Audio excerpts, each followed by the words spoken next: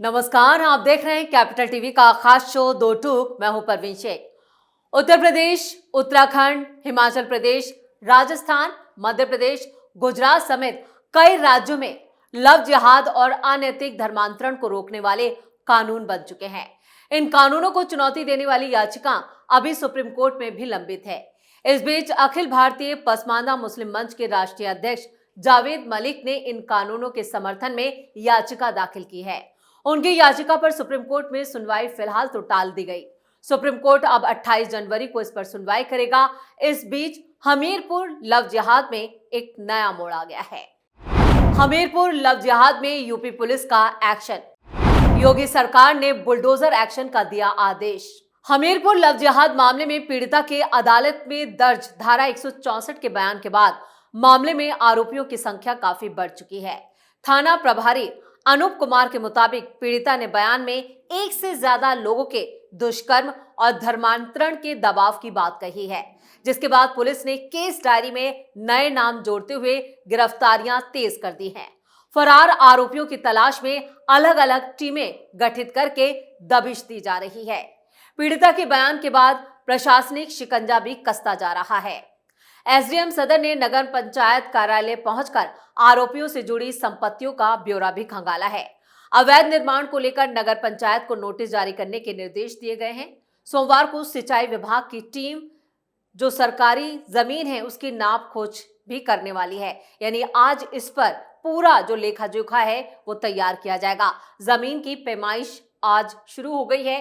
Report के आधार पर bulldozer action की कार्रवाई की जाएगी।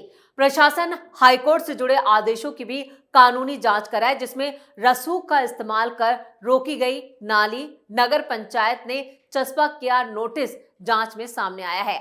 आरोपियों ने नगर पंचायत की नाली को मकान की नींव में दबाकर जल निकासी रोक दी थी, जिसके चलते नगर पंचायत को नाली का रुख मोड़ना पड़ा।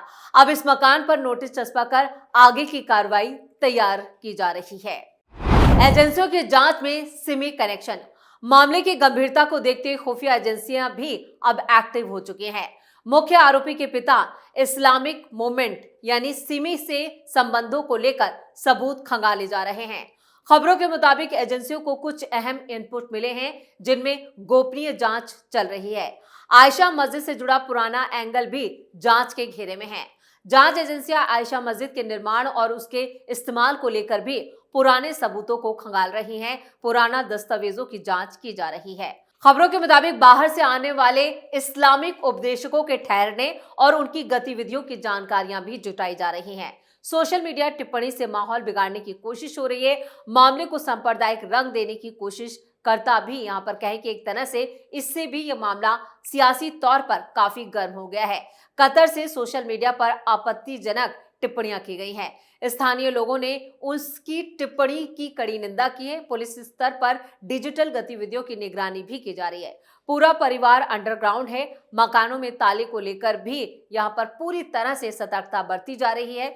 मुख्य आरोपी का पूरा परिवार कस्बा छोड़कर फरार हो चुका है। आधा दर्जन से ज्यादा मकानों में ताले लटक रहे हैं। सभी कारोबार ठप पड़े हैं। स्थानीय स्तर पर इसे कानूनी दबाव का सीधा असर माना जा रहा है। हमीरपुर लव जिहाद मामले से जुड़े बागेश्वर धाम के पीठाधीश्वर धीरेश शास्त्री का भी एक बयान सामने आया है। यह बयान बांदा में चल रही कथा के दौरान रिकॉर्ड किया गया था, जो फिलहाल सोशल मीडिया पर वायरल हो रहा है। कथा के दौरान धीरेन्द्र शास्त्री ने कहा था, उल्टा चोर कोतवाल को डांटे, यही जमाना चल रहा है।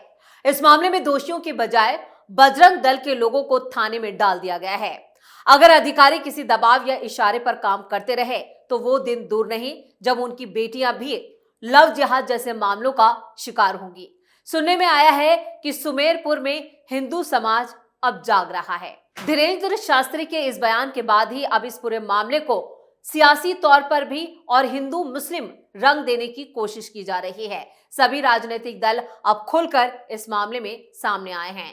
जैसे ही लव जिहाद मामला पहले ही सुप्रीम कोर्ट में है और उस पर सुनवाई जो है अभी तारीख मुकर्रर कर दी गई है, लेकिन उससे पहले हमीरपुर लव जिहाद का मामला काफी सुर्खियों में आ चुका है। पीड़िता के बयान के बाद से ही पुलिस ने शनिवार को ही मुख्य आरोपी के पिता मौलाना खान को अदालत में पेश किया था। जहां से उसे न्यायिक हिरासत में जेल भेज दिया गया। थाना अध्यक्ष अनूप सिंह के मुताबिक मुठभेड़ में घायल मुख्य आरोपी अफान का कानपुर में इलाज चल रहा है। उसकी हालत में धीरे धीरे सुधार हो रहा है और अस्पताल से डिस्चार्ज होने के बाद उसे अदालत में पेश किया जाएगा। मुमकिन है कि आज आरोपी को कोर्ट में पेश कर दिया जाए। उधर लव जिहाद, गैंगरेप और धर्मांतरण के दबाव से जुड़े इस पूरे मामले को शासन ने गंभीरता से लिया है। शासन के आदेश पर आरोपी पिता और बेटे की संपत्ति का ब्यौरा है वो मांगा गया है। आदेश के बाद राजस्व विभाग स्थानीय अधिसूचना यानी कि नोटिफिकेशन जारी कर दिया गया है। दूसरी खुफिया एजेंसियां सक्रिय हो गई हैं और अपने स्तर से जांच कर रिपोर्ट शासन को भेजी जा रही है। जांच में सामने आया कि दशकों पहले आरोपियों के पास सिर्फ एक आरा मशीन थी जिसमें आटा चक्की लगाकर काम किया जाता था। वक्त के साथ कारोबार बढ़ा, अब इनके पास करोड़ों की संपत्ति होने की बात सामने आई है। मुख्य आरोपी के पिता का मौजूदा वक्त में प्रमुख कारोबार जमीन जायदाद की खरीद फरोख्त से जुड़ा है, जिनमें बेनामी संपत्तियों की भी आशंका जताई जा रही है।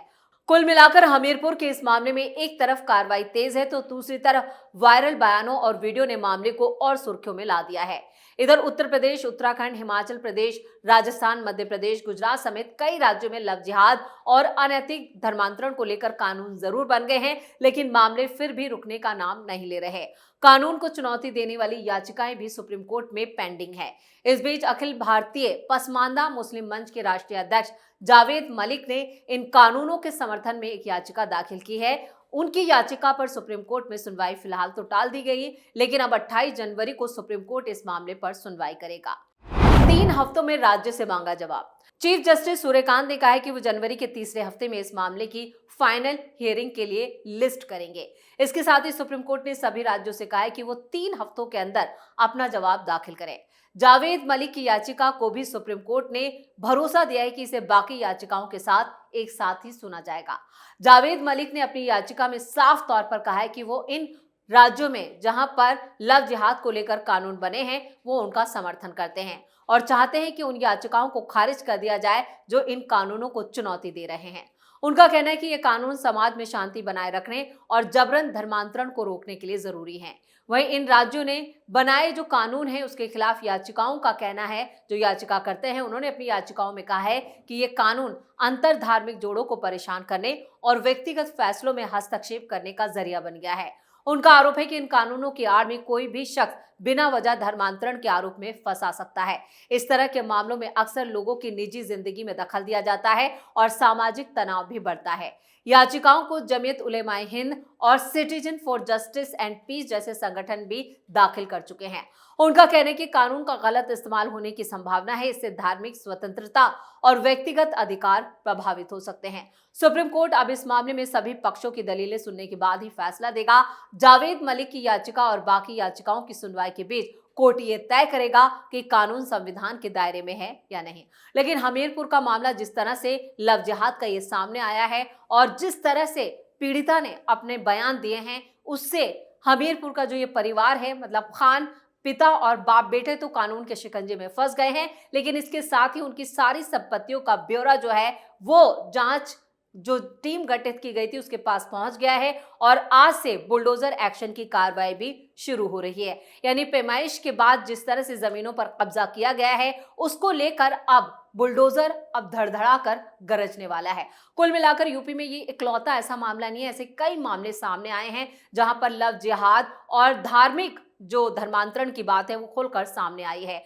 कहीं पर इसका मिसयूज किया गया है, लेकिन हर मामले में यह खुलकर सामने आया है कि जब भी किसी हिंदू बेटी के साथ इस तरह की जबरदस्ती होती है तो वो कई सवाल खड़े करता है। हिंदू बेटियों के साथ लगातार उनको टारगेट किया जा रहा है। इससे पहले जिस तरह से कई बाबा और कई मस्जिदों मदरसों से इस मामले के खुलासे हुए हैं कि ये पूरा मामला जो है वो लव जिहाद का अब खुलकर सामने आ रहा है। सीएम योगी आदित्यनाथ अपने हर मन से कहते रहे हैं कि किसी भी धर्मांतरण के मामले में जितना भी नेक्सस नेटवर्क चल रहा है और जो भी इसके पीछे लोग हैं उन्हें बख्शा नहीं जाएगा और उनके खिलाफ सख्त से सख्त एक्शन लिया जाएगा। इससे पहले सबसे जो सनसनीखेज मामला सामने आया था वो था मौलाना झांगुर का। झांगुर ने जिस तरह से बड़े स्तर पर धर्मांतरण के मामले का पूरा नेटवर्क तैयार किया था, उसकी परत दर परत जिस तरह से जांच आगे बढ़ी थी तो उसमें सैकड़ों और दर्जनों हिंदू बेटियों को टारगेट करके मुस्लिम बनाया गया था।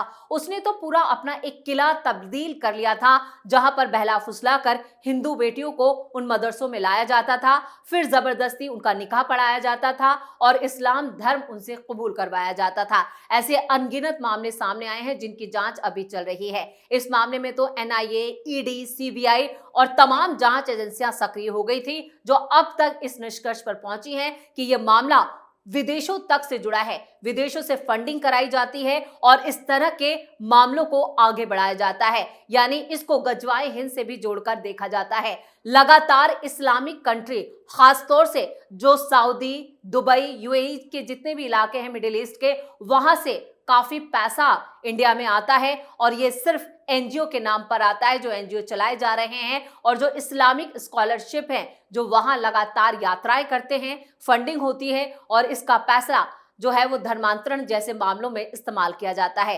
हिंदू बेटियों को, गरीब बेटियों को, ज्यादातर दलित बेटियां जो हैं उनको निशाने पर लिया जाता है और पैसे का लालच देकर उन्हें बहलाया फुसला जाता है और पूरी एक साजिश के तहत उनका धर्मांतरण किया जाता है। हमीरपुर का मामला भी कुछ इससे अलग नहीं है, लेकिन यहां भी पैसे का इस्तेमाल किया गया। उस बच्ची के साथ एक नहीं बल्कि कई लोगों ने दुष्कर्म किया और खुलकर उस पीड़िता ने अपने बयान में यही बताया है, जिसके बाद जो जांच का दायरा है वो काफी आगे बढ़ चुका है। पिता और बेटे तो इसमें गिरफ्तार हो गए। हमीरपुर मामले में ही जो मुख्य आरोपी है उसका हाफ एनकाउंटर किया गया था। हाफ एनकाउंटर के बाद उसे लखनऊ अस्पताल में भर्ती किया गया, जहां उसका इलाज चल रहा है और आज उसे कोर्ट में पेश किया जाएगा। यानी इस मामले की जांच जैसे जैसे आगे बढ़ेगी तो इसमें कई और परतें या कहें कि कई और बड़े नाम खुलकर सामने आ सकते हैं। तो इस खास शो में इतना ही। वीडियो कैसा लगा कमेंट करके अपनी राय जरूर दें। वीडियो को लाइक करें, शेयर करें और कैपिटल टीवी को सब्सक्राइब जरूर करें। धन्यवाद।